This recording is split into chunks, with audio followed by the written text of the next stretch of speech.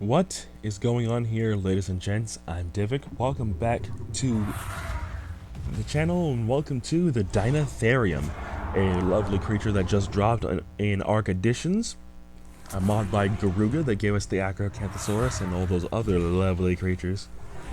And this is a tanky war battle mount that has damage resistance to most turrets and siege weapons, as well as having 2 attacks, a rally call, and a lovely little roar for the lulls. Now, as you can see here on screen, I'm just running through some of the animations that this thing has, and also really cool thing that this thing can do, it can move in any direction, side to side, and even diagonally, much like the Tropicognathus and the Tapahara, but it's on the ground, as you can see. And here's the side-to-side movement here. As soon as I figure out what button is K-camera, there we go. Oh man, so you can see the side-to-side movement here. And this is just to showcase, the male variant, and those other two being the female. And I do like the different sized horns, sexual dimorphism, which is very much a thing in reality. And I love that this mod and Arc Edition, or Paleo Arc, actually does this. But yeah, there's the lovely foot stomp, and here is, I think, the rally call roar, which does buffs to both the males and the females. Do different buffs, much like the Shadow Mane does, and it's all very, really cool, and I love that about this thing so much. Here is a size comparison with the Mammoth and the Deinotherium, and also the R variant of the creature, looking very cool. And I gotta say, I love the size of this thing. A very big herbivore other than the Bronto is something that I feel like proper Arc definitely needs. And the fact that here's this mod just giving it to us is spectacular. Like, seriously, wow. That's amazing. I love it. And good grief, the Mammoth feels so tiny next to these guys. Man, oh man. Here it is. Here's the babies in the May Wing pouch. This is something that I did not show for the greater UT, but I mean, it's a Tyrannus, so there's not really much you can show there. But wow. So there's the regular versions there, and I think the Maywing on the right has the R versions. Really cool. And man, oh man, even in the pouch, these things are so massive. Now you're gonna see juvenile stage here in just a second.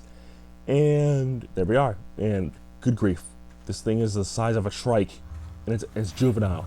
But here we go, showing off the Cuddle Animation. So there's a little bit of lag there on the recording there. I don't know what happened then. But just went ahead and just went through it with all 4 there. And there's the eating animation there if you didn't notice it the first time in the first clip. But yeah, really cool. This thing is very exciting. Now, at time of recording, I'm still breeding these creatures for mutations, and I haven't gotten much success in there. But for this last clip, while we showcase what this thing can do, let's run through the taming method. Now, every creature in Arc Editions has a unique taming method where it's shooting it in the face, shooting it in the body, feeding it some kind of something, or what have you. This thing is interesting. It's a passive tame, but with a twist. Now, the twist being that it will do one of 3 animations. It will do like this head shake thing. It will do an ear flop, and each animation does a different percentage of the taming process with beer. Yeah, this thing is a beer drinker, much like the Deinotherium. Wait, is it the Deinotherium? It's probably the Deinotherium. I think it's the Deinotherium. We're fighting 2 Styracosaurus from the Archaeology mod there. But yeah, no, and if the attempt is unsuccessful, or if it doesn't want to be tamed, it will have its tusk, it will have its trunk off to the side, and like, hey, I want to be tamed. But if the attempt is unsuccessful, it will do a stomp to stun you, and then it will do a roar to buff itself and call over any other Deinotherium in the area. So it is definitely recommended to just book it the minute it roars, or just outright just kill all the other Deinotherium first before beginning the taming process, and getting the one that you want off to the side or something. But overall, though, this thing is crazy cool. I think I actually buffed myself, did the rally call buff for myself there, just so we can actually do more damage. And I see 2,300 damage, which is much greater than the damage to the Styracosaurus from earlier. And man, oh man, the different damage values for this thing is crazy cool. Now this thing, this creature in particular, is just imprinted. It's not. It doesn't have the boost, the imprint boost or anything. It's just a creature that I raised just for the here's what an imprinted one can do. Now there is no imprinted buff on this thing at all. There's no melee mutation or anything. This is just base damage for my server, and there's nothing really all that special or crazy about it. This is just what it does. And man, oh man, you can definitely tell that this thing is a siege creature. Now, because I'm a solo player, you know, I play by myself primarily on PC here, and it's on console, unfortunately. But I couldn't showcase really the damage resistance to the siege weapons and whatnot.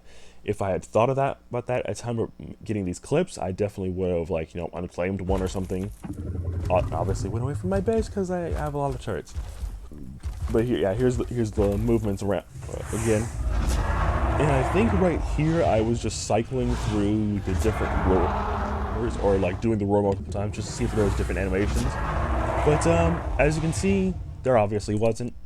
But as far as review goes, I think this creature is very, very cool. Now, Syntax has said this many a times, and I 100% agree that you could slot these creatures right into Arc proper, and nobody that plays PC and has this mod would have any idea that, yo, hey, Wildcard didn't make these creatures.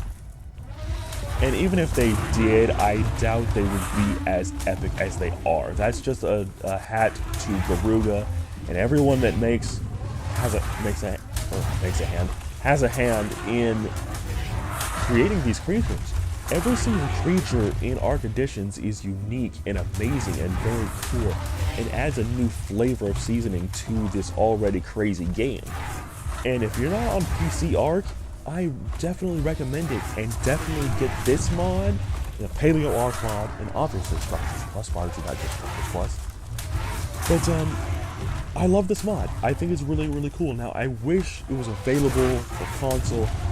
Man, oh man, I would be breeding these guys constantly. I mean, heck, I already was for PC, let's be honest.